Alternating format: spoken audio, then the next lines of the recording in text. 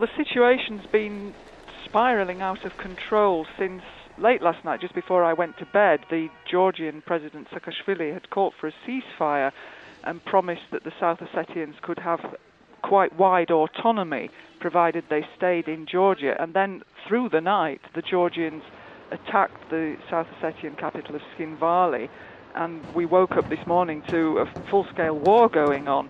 The hospital in flames, the university in flames. We don't know the casualties yet, but no doubt they will be quite high.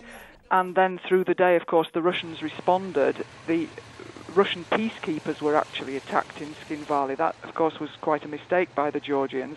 The Russians are now sending heavy armor into South Ossetia. Russian jets have been bombing an airport close to Tbilisi. And in China, where Prime Minister Putin is at the opening ceremony for the Olympic Games, he's saying, well, it's inevitable, of course, that Russia will respond. South Ossetians and the Georgians have been sort of sniping at each other now for quite a while, and both sides are really up for it, actually. Patience just seems to have snapped for some reason today. It all really goes back to February this year when the West recognized Kosovo. And Russia said that was a big mistake because it would set a precedent for lots of other little areas that wanted to be independent.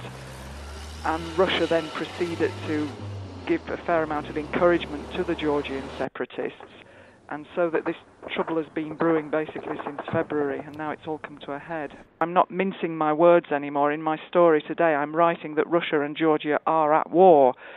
But it could escalate even further because other former Soviet republics, for example Kazakhstan, which has expressed some support for Russia today, could come in on the side of Russia.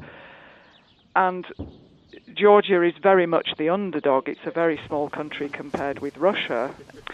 The EU and NATO are sort of flapping in Brussels and calling for an end to the violence.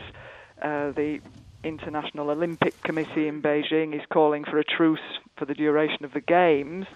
But unfortunately, the process has started now. The tanks are going in, the jets are bombing, the emotions are very high. Hotheads on both sides are sort of fanning the flames and getting the emotions higher and higher. And it's not going to be easy to take a step back now, I'm afraid.